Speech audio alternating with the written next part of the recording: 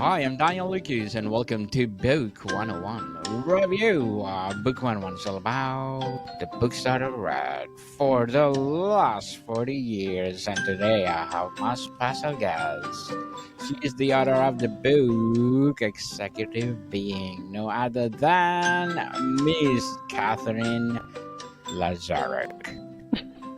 Thank you for having me. You said my name really well. It's Thank a you. tough one for people. Yeah. Welcome to Book 101, Miss Catherine. And can you please introduce more about yourself? I would love to. I'll give you the short version instead of like, when I was a child and I was 3. No, I won't do it.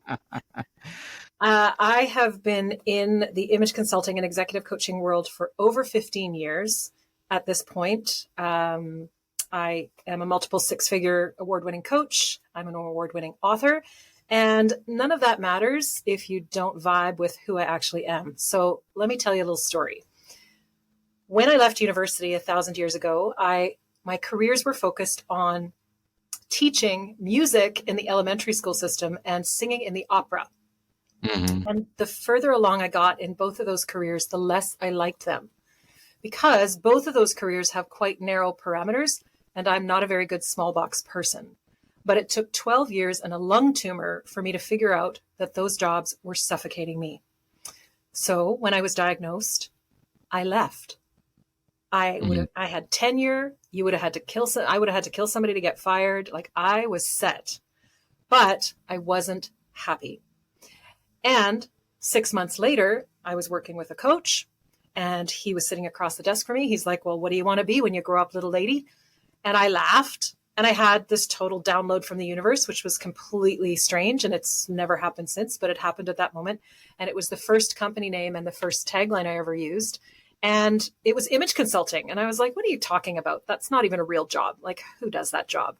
And he said, "No, it's a real job. You could do that job." And because there's no regulation in the image consulting industry at all, like, Daniel, you could hang your shingle out tomorrow and say I'm an image consultant and nobody would blink. It's completely unregulated.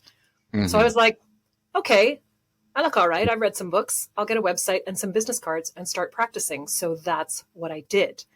I do not recommend this approach to anybody who wants to get into image consulting now. Like, please, yes, because when you start working in image, it's deeply personal.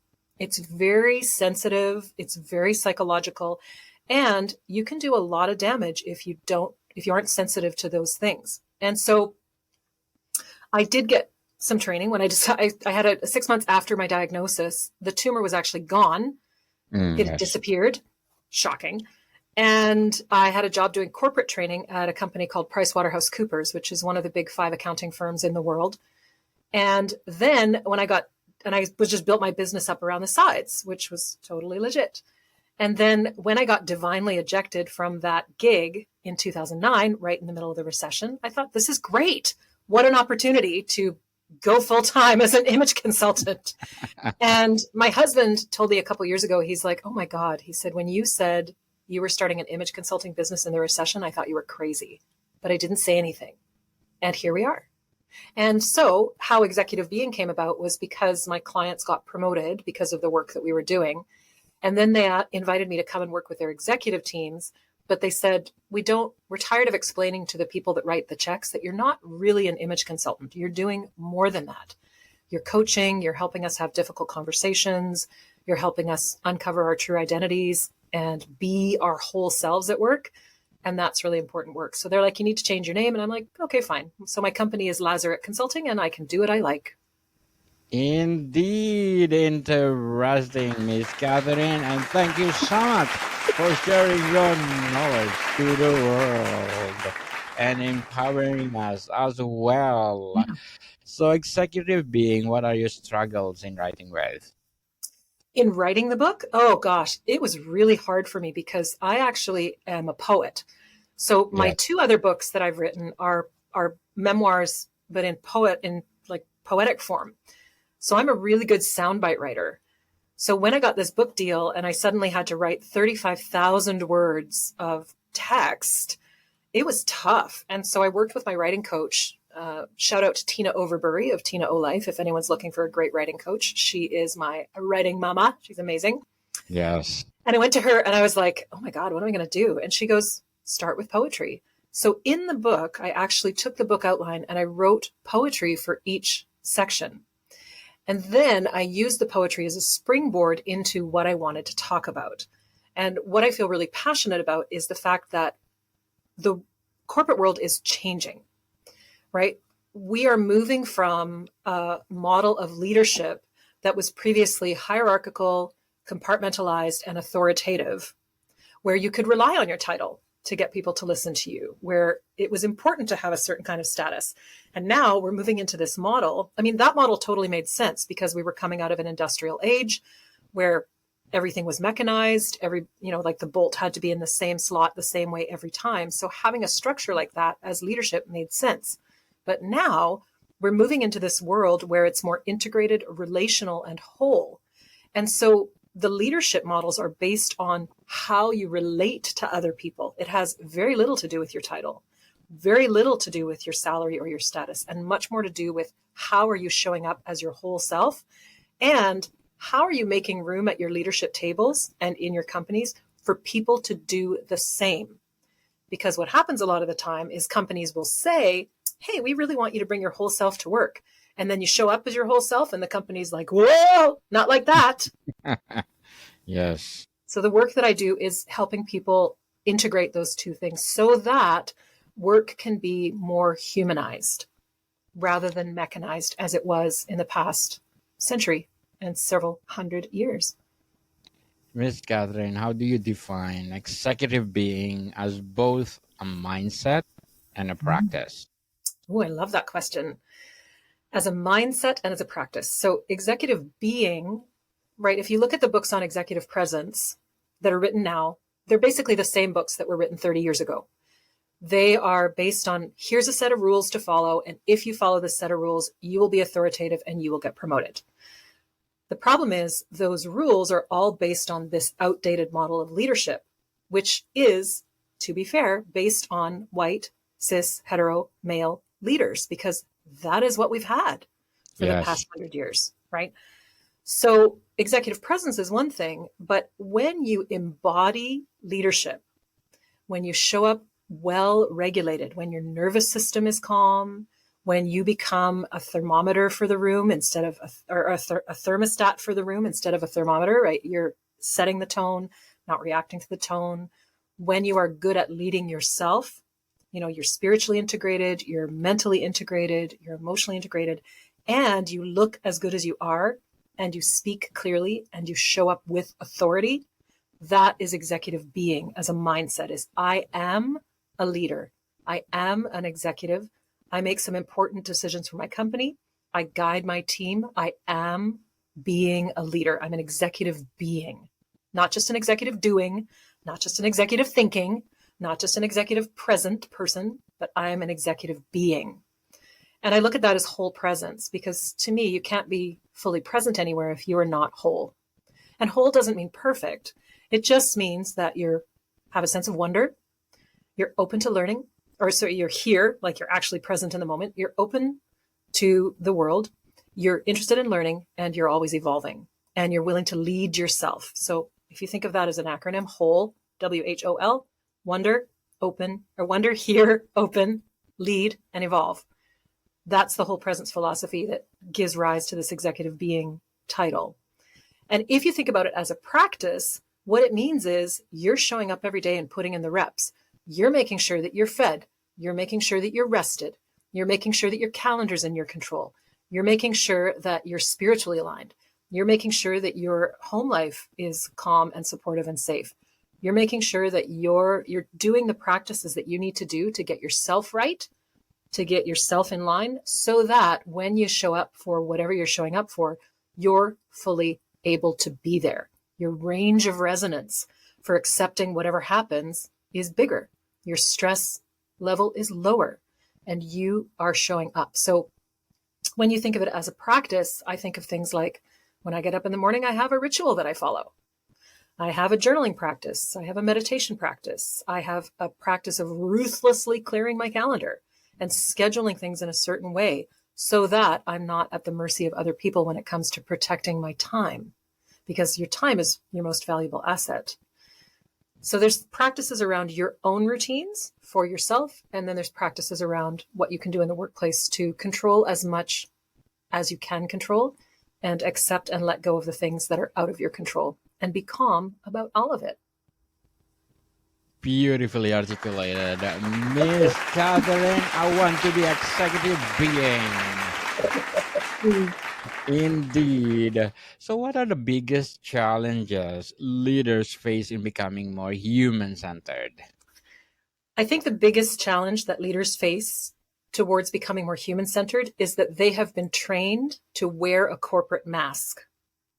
Particularly my leaders that are, like 45 and up, they've been trained that masking up and hiding your feelings and being a professional is the only way to be a leader.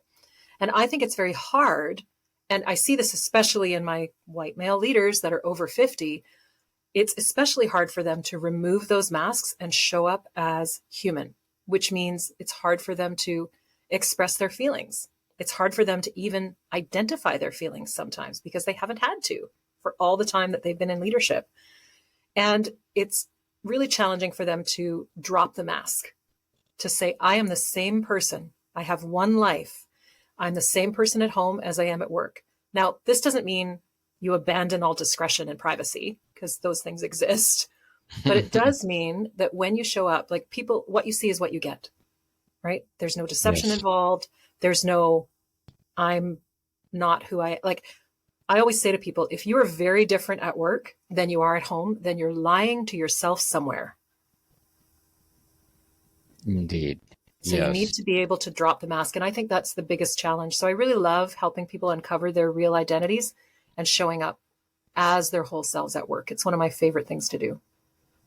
In your view, what ways so many organizations become disconnected from empathy and authenticity? Oh, they do. They do. I think the problem, like why organizations get disconnected from that, is because they have placed too much, they've given too much power to the bottom line, given Yes. too much power strictly to money. And they're not looking at the practices that actually improve the bottom line through hiring diverse workforces, through paying people living wages, through making sure that their people are well resourced. And the more they try to increase profit margins for shareholders, for themselves, and the more they try to squeeze more out of their employees, the more disconnected they get from empathy. And there are actually some studies that show that the wealthier people get, the less empathic they get. They True. get disconnected from their empathy. So I think it's really important. Like money's just a magnifier, right? If you were a jerk poor, you're going to be a jerk rich too. If you were really kind poor, you're going to be kind rich too. It's just a Yes. magnifier, right? But I do think that companies, when they focus too much on revenue targets and not enough on how people are feeling and how they're feeling about the company and about themselves, that's where they get in trouble, because people are human and we can't hide from that any longer. Totally agree with you, Miss Catherine. What are some practical ways executives can foster connection and trust in their teams? I think the most practical way that executives can foster trust and connection in their teams is to ask them what's really happening and listen Yes. and actually implement policies that help address issues that arise. This is not easy. I know it sounds really easy when I say it, because there's power dynamics involved, because people might not feel like they can be fully transparent. But some of the best executives I know do three things. One, they show up fully as themselves. Yes. Number two, they care. Like they care and they show that they care. And they might show that they care by giving tough feedback, but it's always giving feedback in service of the person or in service of the organization. So they show up as themselves, they really care, and they show that they care. And then the third thing that they do is they communicate, communicate, communicate.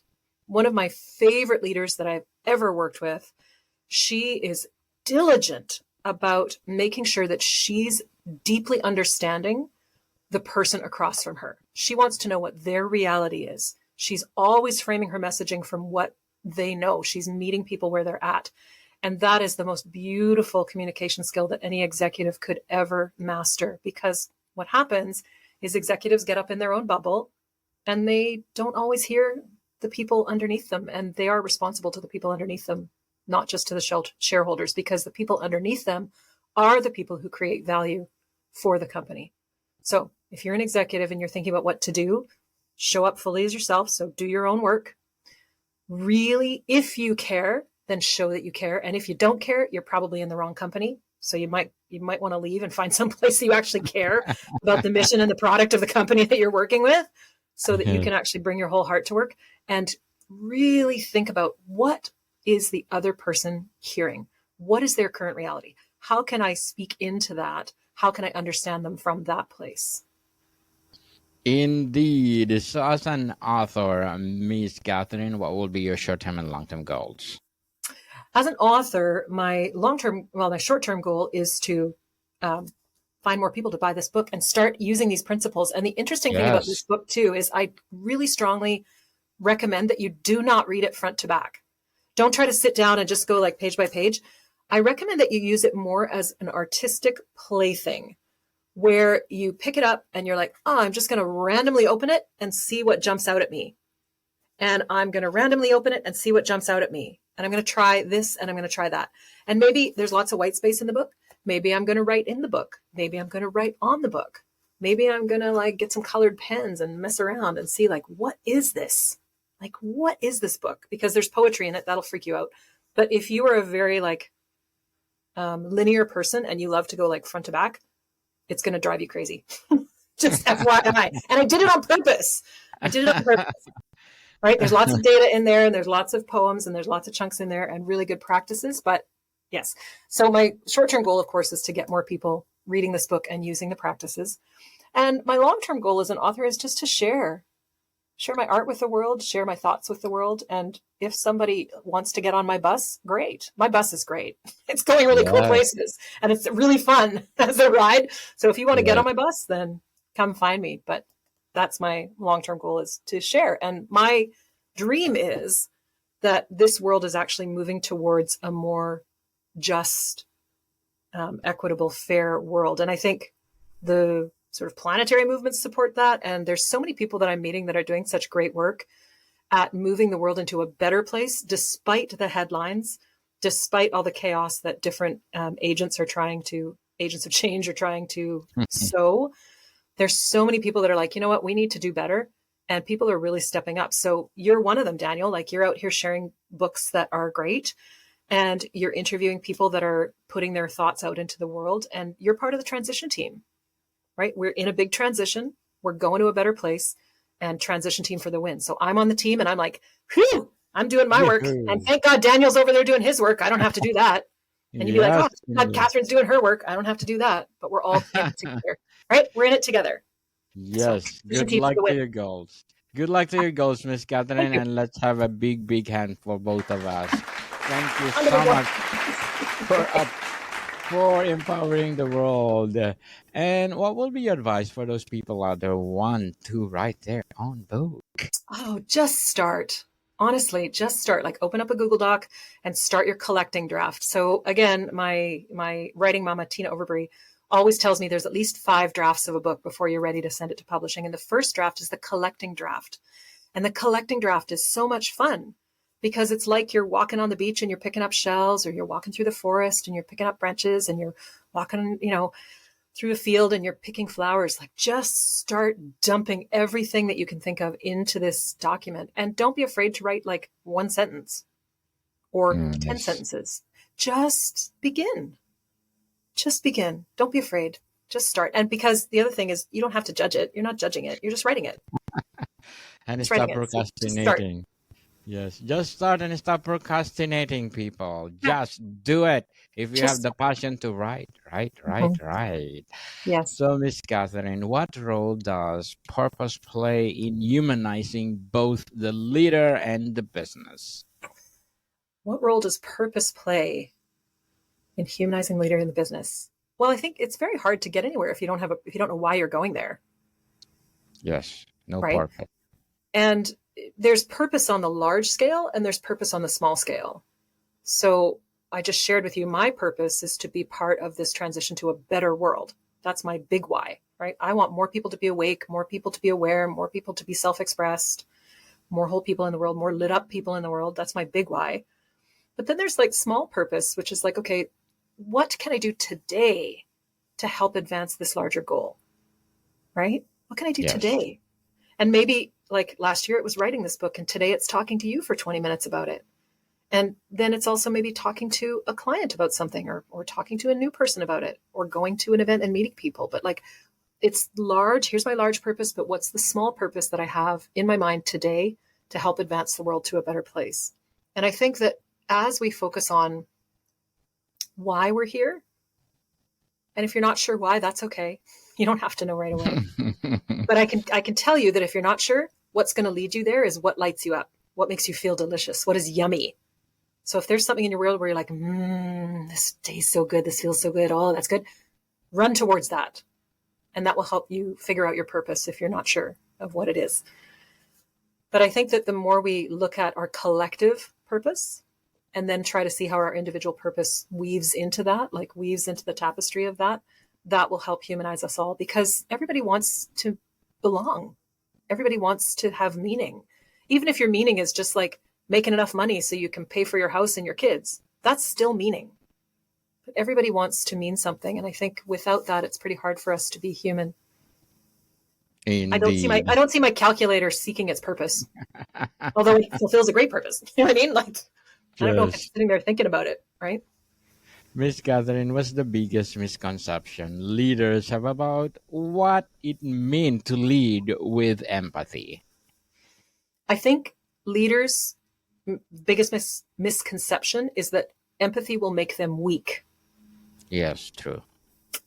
They're worried that they'll be not taken seriously. And yet empathy, oh my gosh, empathy is the strongest bridge builder that you can have in your toolkit as a leader. And it takes a great deal of strength to take an empathic approach to somebody, because you have to then have done enough work that you might understand their pain. You might know where they're coming from. And you have to be strong enough not to fall into the pit with them, but to be with them while they're struggling. And you have to be strong enough not to jump in and fix them, because that's not your job. You have to be strong enough to stand on the edge of the pit and be like, I'm here for you. I know you got this. I can see how that feels. I can see that that might be really difficult. I've been there. I know what it's like. And that is like a beautiful lifting up of the people around you. Personally, I think it's cowardly and weak to not have empathy, to deny your humanity, and to turn away from it, and to just try to be stoic and say, I don't feel that, and it's fine for me, and suck it up. And that's just the easy way out. That's cowardly to do that. So if you want to be brave, I think the way to go is develop your empathy for sure. It's not going to make you be weak. It's going to make you be stronger, and stronger in the fabric of humanity. Again, I want to give you an applause for that. Very well said, because nowadays people are having less and less empathy. Can't And it's afford so it. sad. It's so sad. But Yeah. before we wrap up our discussion for today, Miss Catherine, I'm inviting you to please to listen to my other podcast, people, Sure. because my abstract essay is already in fifth season. People, Oh, fifth fun. season. I'm just looking at the And screen. Look at that. yes, abstract essays in fifth Cool. season, abstract poetry in second season, and of course my Love book it. 101 review in fifth season, comedy 101 in second season, and food Great. 101 in its fifth season too, geography 101 and love letters Oh my in goodness. third season, and my baby podcast mental health 101. I love this. You're so prolific, Daniel. I mean, Thank you I knew so about much. this podcast because of our meeting on Podmatch, but I didn't know you had all these other ones. So I'm really glad you're sharing that. How fun. Thank you so much. And movie 101 review and music 101 in fourth season, as well as my sex 101 and science 101 in first Nice. Oh, I love it. season. Please do listen to them wherever you listen your podcast. Yeah. You could actually interview my husband for your movie 101 review. He's a film editor. Oh my Yeah. God! Please, Tell him. Tell him. please, please refer to me. Well, And my last question is, what do you hope readers ultimately take away from executive being, and how should they begin putting into action? I really hope that leaders who read this book take away a different approach to their own leadership as well as the leadership of their teams, that they don't have to take it so seriously, that they could be more human, they could have a lot more fun. I think that would be great. And then the way they can put it into practice in the last half of the book, chapter 5 on, they're all a series of practices to actually help you do it. So it's not just an information book, it's also a workbook as well. Yes, people, just do it. Executive being. So, Miss Kathleen, thank you so much for sharing your knowledge to the world. And we are hoping for more and more and more empowering books like this to come. Keep writing, I will. please. And can you please invite our listeners to support your book itself?